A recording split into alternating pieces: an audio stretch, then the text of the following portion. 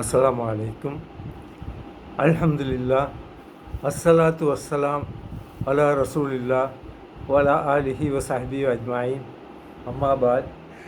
காலல்லாஹி தஆலா யா அய்யுஹல்லதீன ஆமனு தகுல்லாஹ் ஹக்க துகாத்திஹி ஃபலா தமூத்துன்ன இல்லா வ அன்தும் முஸ்லிமூன். ரப்பி ஷ்ரஹ் சத்ரி வ யஸ்ஸிர் லி அம்ரி வஹ்லுல் உக்தத மின் லிசானி யஃப்கஹு கௌலி. اللهم صل على محمد وعلى آل محمد كما صليت على إبراهيم وعلى آل إبراهيم إنك حميد مجيد. اللهم بارك على محمد وعلى آل محمد كما باركت على إبراهيم وعلى آل إبراهيم إنك حميد مجيد. அளவற்ற அருளாலும் நிகரற்ற அன்புடையவனுமாகிய எல்லாம் அல்ல ஏக இறைவனுக்கே எல்லா புகழும் உரித்தாக. அவன் புறத்திலிருந்து இறங்கக்கூடிய அவனுடைய பதிவுகளும் நியாமத்துகளும் முதற்கண் நமது நாயம் ஸல்லல்லாஹு அலைஹி வஸல்லம் அவர்களின் மீதும் அவர்களது குடும்பத்தாரின் மீதும் சத்திய சஹாபாக்களின் மீதும் மற்றும் நம்ம அனைவரின் மீதும் என்றென்றும் நிலவட்டுமா என்று கூறிக்கொண்டு என்னுடைய உரையை துவக்கினேன். இந்த உரையின் தலைப்பு இறைவனின் மிகப்பெரிய நிஅமத், மனிதனுடைய அழகு. அதாவது நம்ம அல்லாஹ் நமக்கு எத்தனை நியமத்துக்களை தந்திருக்கிறான். ஆனால் இருந்தாலும் ஒவ்வொரு அந்த மனிதனுக்குன்னு சிறப்பாக கொடுத்துருக்கக்கூடிய அவனுடைய அந்த அந்த முகவெட்டு, அந்த அழகு தான், அந்த ஹேண்ட்ஸம்னஸ். இது அல்லாஹ் சொல்கிறான் குர்ஆனில், கது ஹலக்னல் இன்சான ஃபி அஹ்சனி தக்வீம். நிச்சயமாக நான் மனிதனை உயர்ந்த அந்தஸ்திலும் அழகிலும் வைத்து படைத்திருக்கிறேங்கிறது தான் இதுக்கு அர்த்தம். அது இறைவனுடைய படைப்பில் எல்லாமே அழகு தான். அவனை எதையுமே அலங்கோலமாக படைக்கல. ஒரு பன்னியை பார்த்தா கூட அதுக்கும் தனி அழகு இருக்கும். அந்த கண்ணோட நம்ம பார்க்கணும். வெறுப்போடு எதை பார்த்தாலும் அது அழகு இருக்காது. அல்லாஹ்வுடைய படைப்புங்கக்கூடிய ஒரு நோக்கத்தை, ஒரு பார்வையோடு நீங்கள் எதை பார்த்தாலும் அதில் ஒரு தனி அழகு இருக்கும். ஆப்பிரிக்காவில் இருக்கக்கூடிய கற்பர்கள்கிட்ட கூட அழகு இருக்குது. எல்லாத்துலேயுமே அழகு இருக்குது. இந்த அண்ட சராசரிங்க அல்லாஹ் நேர்த்தியாக தான் படைச்சிருக்கான். ஆனால் இருந்தாலும் இதை எல்லாத்தையும் விட மனிதனுக்கு ஒருபடி மேலே அழகு கொடுத்துருக்கான். இதுக்கு நாம் என்ன காரணங்களை நாம் அல்லாட்ட கேட்க முடியாது. நம்மளால் ஓரளவுக்கு கணிக்க முடியும். இறைவன் மனிதர் படைப்பை படைக்கும்போது அதை விரும்பாதவங்க யார்? மலக்குகளும் ஜின்களும், அதுலேயும் குறிப்பாக ஷைத்தான். அவன் இதுக்கப்புறம் இன்னொரு படைப்பை படைக்க போகிறான் அப்படி தான் நினச்சாங்க அவங்க. இது தேவையில்லாத படைப்பு.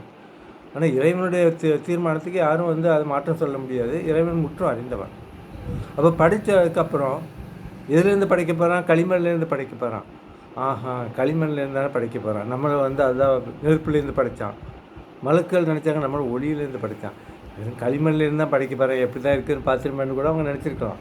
ஆனால் அவங்க எதிர்பார்த்ததை விட ஒரு திகைப்பூட்டக்கூடிய அளவுக்கு அந்த எழில் ஆதம் அலைஹிஸ்ஸலாத்தை பார்த்து அவங்கள சஜ்ஜா செய்யும்படி அதுதான் சொல்கிறானே. அந்த நேரத்தில் அவங்க பார்க்குறாங்க, அவங்க உள்ளத்தில் பொறாமை தான் ஏற்படும். இவ்வளோ அழகான படைப்பாங்க.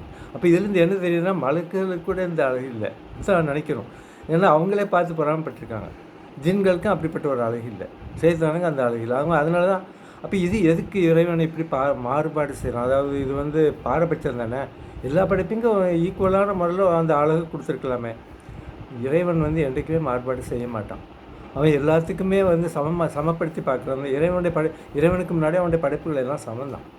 ஆனால் மனிதனுக்கு மட்டும் ஒரு உயர்ந்த அந்தஸ்து ஏன் கொடுத்துருக்கான்னு சொன்னால், அவனை படைக்கப்பட்டதுக்கு தேர்ந்தெடுக்கப்பட்ட மூலப்பொருள் ஒரு அழுக்கு. அதாவது களிமண்லேருந்து தான் இறைவன் அதை படைக்கிறான். மற்றவங்களுக்கெல்லாம் ஏற்கனவே அவங்கள படைத்த மூலப்பொருள்கள் ஒளி, நெருப்பு இப்படின்றதான் இருக்குது.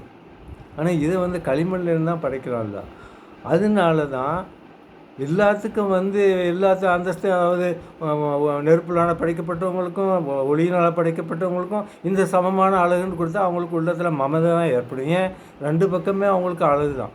படைக்கப்பட்ட மூலப்பொருளும் அழகாக இருக்குது, அழகான பொருள். அவனும் அழகாக இருந்தால் அது நல்லா இருக்குது. ஏதாவது ஒன்று சமப்படுத்தி பேலன்ஸ் பண்ணி தான் இருக்கணும். அதுதான் இறைவனுடைய தீர்மானம். இருக்கணும். இறைவன் என்கிட்ட நேரடியாக சொல்லலை, ஆனால் நம்மளால் கணிக்க முடியும். எல்லாத்தையும் சமப்படுத்தி பார்க்கலாம். ஆதம் அலைஹிஸ்ஸலாத்தை படைக்கிறதுக்கு தேர்ந்தெடுத்த மூலப்பொருள் அழுக்காக இருக்கிறதுனால ஆதம் அலைஹிஸ்ஸலாத்தை இவ்வளோ உயர்ந்த அந்தஸ்தில் வச்சு படைச்சிருக்கு.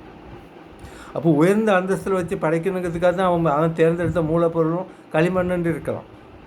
ஏன்னா அதாவது வாத பிரதிவாதங்கள் அது சமமாக தான் வரும். இறைவன்ட்டு அப்போ நம்ம கேட்கல. இறைவனுக்கு பதில்னு சொல்ல முடியும். ஏன்? உங்களெல்லாம் படித்தது எதில்? நெருப்புலேருந்து படித்தேன், ஒளியிலேருந்து படித்தேன். இவனை படித்து எதுலேருந்து படித்தேன்?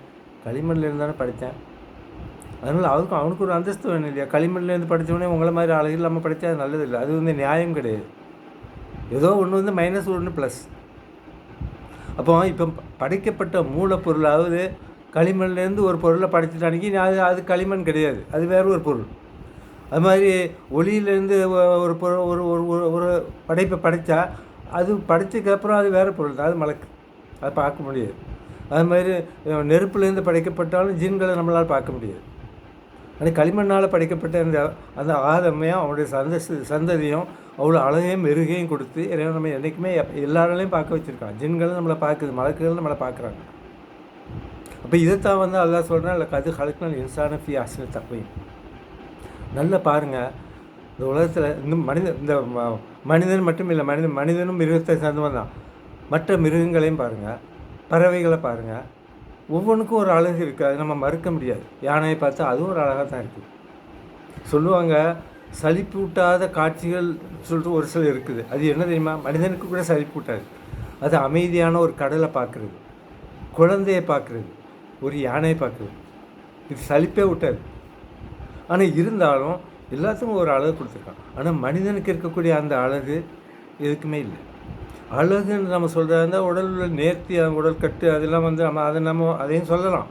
ஆனால் மனிதனுக்கு இயல்பிலே கவர்ச்சி தரக்கூடிய எதுன்னு சொன்னால் அவனுடைய முக அழகு தான். ஒருத்தனுக்கு மார்பு ரொம்ப கட்டுமஸ்தாக இருப்பார், 55 இன்ச்சுக்கு இருப்பார். ஆனால் அவன் முகத்தில் அழகு இல்லைன்னு சொன்னிக்கு அதில் கேள்வி இல்லை. முகம் அழகாக இருக்கணும், அதுதான் கவர்ச்சி. முகம் தானே ஒருத்தனுக்கு தேவை. அதில் தான் வந்து முகத்தில் தான் எல்லாமே இருக்குது. அந்த மண்டை, கண்ணு எல்லாமே முகத்தில் தான் அமைஞ்சிருக்கு. மற்ற பெரும் முக்கியமான உறுப்புகள்லாம் அகத்தின் அழகு முகத்துலேயும் தெரியுமாங்க. அகத்தில் வந்து நமக்கு என்ன நினைக்கிறோமோ அது முகம் வந்து கண்ணாடி மாதிரி காட்டி கொடுத்துரும். ஒரு மனிதன் சந்தோஷமாக இருக்கணும்னா அவன் முகம் வந்து மலர்ச்சியாக இருக்கும். துக்கமாக இருக்கணும்னா அவன் முகம் வந்து சோர்ந்து போய் தான் இருக்கும். இப்போ நம்ம பார்ப்போம், மயில் வந்து அழகாக இருக்குது, அழகான பறவை. அந்த மயிலுடைய முகத்தை கொண்டு ஒரு மனிதனுக்கு வச்சா எப்படி இருக்கும்? சகிக்காது. அது மாதிரி மனிதன் முகத்தை கொண்டு ஒரு மயிலுக்கு வச்சாலும் அதுவும் சகிக்காது. அது அந்தந்த இடத்துல இருக்க வேண்டிய இடத்துல தான் இருக்கணும்.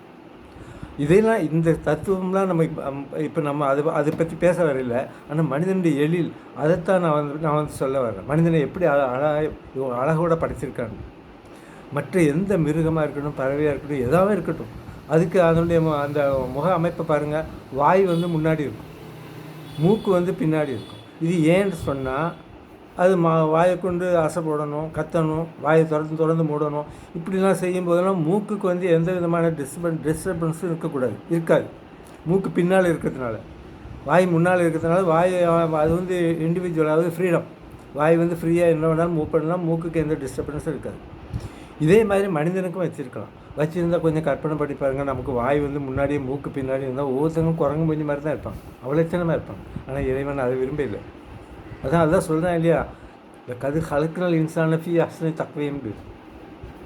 அப்போ அதை இறைவன் இது என்ன, இதே இறைவன் வந்து மனிதன் மேலே ஒரு பிரத்யேகமான நேசத்தினுடைய வெளிப்பாடு.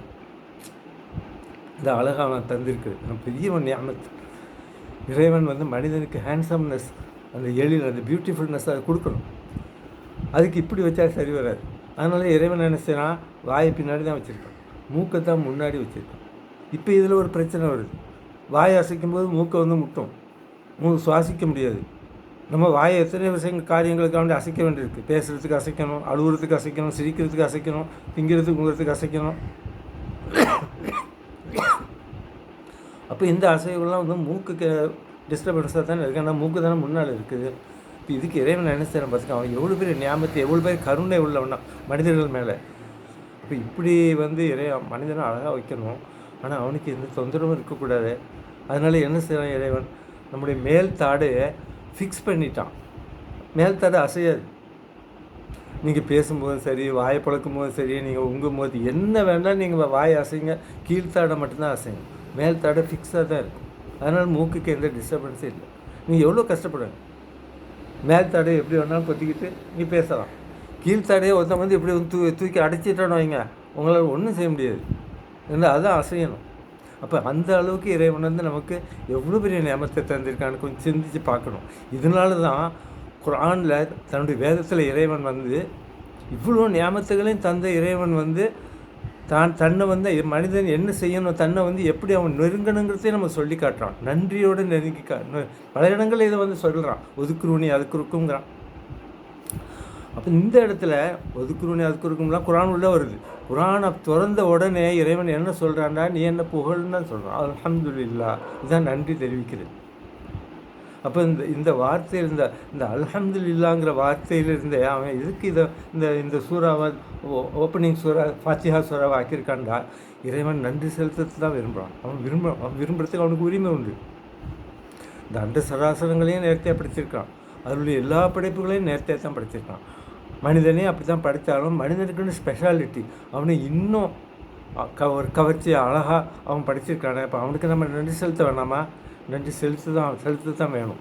ஒவ்வொரு காரியங்கள் நம்ம, அதாவது ஒரு குழந்தைய இறைவன் நம்ம அந்த கருவில் உருவாகும் போது அதை பக்குவப்படுத்தி பாதுகாத்து அதுக்கு உணவு கொடுத்து அதை நல்ல முறையில் 10 மாதம் அந்த கருவுக்குள்ளேயே இருக்கிறத மாதிரி வச்சு அதுக்கப்புறம் அது அங்கே இருந்தானிக்கு ஆபத்துன்ற அதையும் ஒரு பக்குவமான முறையில் நமக்கு வெளியாக்கி இவ்வளோ ஒரு தாயை விட கோடி மடங்கு பாசத்தோடு இறைவன் இதை செய்கிறான்.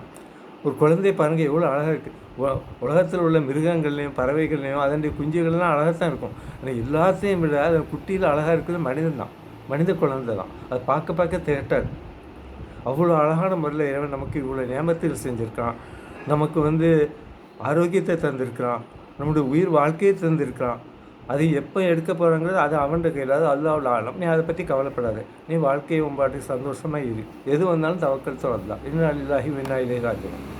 மனதில் ஏதாவது ஒரு சலனங்கள் ஏற்பட்டால் அவுது பில்லாஹி மினஷ் ஷைத்தானிர் ரஜீம், அஸ்தக்ஃபிருல்லாஹ், ரப்பனா அலைக்க தவக்கல்னா இலைக்க அனப்னா இலைக்கல் மஸீர். இப்படியே நீங்கள் ஒவ்வொரு முறையும் சிந்திச்சிங்கன்னு சொன்னால் வாழ்க்கையில் நம்ம வந்து எந்த கஷ்டத்தையும் வந்து நம்ம ஃபேஸ் பண்ணலாம். விரக்திங்கிறது அடைய தேவையில்லை. நமக்கு அதுதான் இருக்கிறான். நம்முடைய அமைப்பே பாருங்கள், அதுதான் எவ்வளோ தானே நம்மளை நேசிக்கிறாங்க. இவ்வாறு நான் எனக்கும் சரி உங்களுக்கும் சரி ஒவ்வொரு கணமும் வந்து நம்ம நேரம் கிடைக்கும் போதெல்லாம் அல்லாஹ்வை புகழ்ந்து நல்லதொரு நிம்மதியான வாழ்க்கையை தேடணுண்டு உங்களுக்கும் எனக்கும் அல்லாஹ்ட்ட தௌஃபீக் செய்யறதுக்கு வேண்டிக் கொண்டு என்னுடைய இந்த உரையை நான் நிவர்த்தி செய்கிறேன். வாஹிர் தாவானா அனில் அல்ஹம்துலில்லாஹி ரப்பில் ஆலமீன். அஸ்ஸலாமு அலைக்கும் வரஹ்மத்துல்லாஹி வபரகாத்துஹு.